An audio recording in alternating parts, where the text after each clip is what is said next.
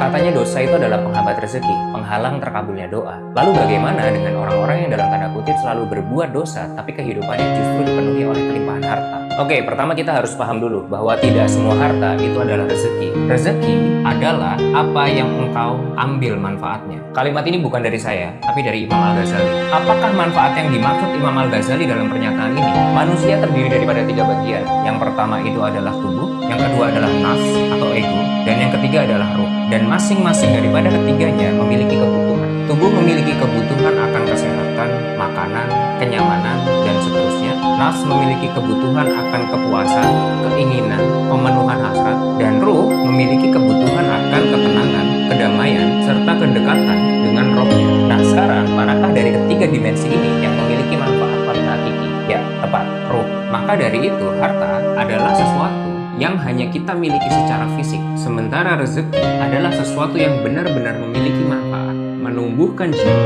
dan mendekatkan diri kepada Allah. Jadi jangan terkecoh, yang kita lihat hidupnya seperti penuh dosa, tapi berlimpah sekali secara materi, itu mereka hanya mendapatkan harta, bukan rezeki.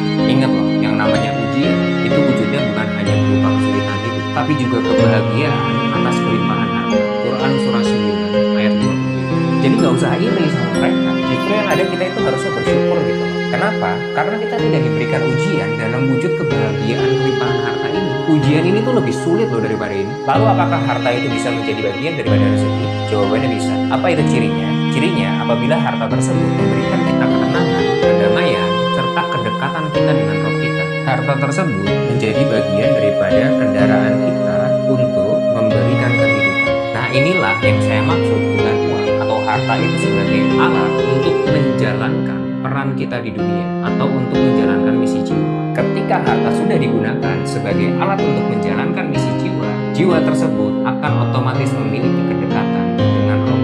Dan itulah bentuk rezeki yang paling hakiki. Karena ketika sang jiwa selalu terkoneksi dengan rohnya, maka kedamaian dan juga ketenangan itu akan selalu hadir di dalam rohnya. Lalu bagaimana dengan orang-orang yang merasa dirinya penuh dosa, lalu rezekinya terasa seperti sulit, atau bahkan Tuhan itu seperti tidak mendengar doanya? Nah itulah orang-orang yang beruntung. Kenapa saya bilang beruntung? Karena di situ Tuhan sedang memurnikan jiwa. Jiwa yang merasa dirinya berdosa, itu dia pasti apa? Satu, ingin kembali kepada Tuhan. Yang kedua apa? Dia ingin memperbaiki kesalahannya. Dan yang ketiga, dia ingin apa? Dia ingin kehidupannya lebih baik. Maka ini adalah bentuk daripada kasih sayang Tuhan yang ingin memberikan hidayah. Karena bisa jadi apabila Tuhan tidak menghambat sedikit saja aliran rezekinya, maka dia tidak akan pernah mengevaluasi dirinya dan mendapatkan ketiga panggilan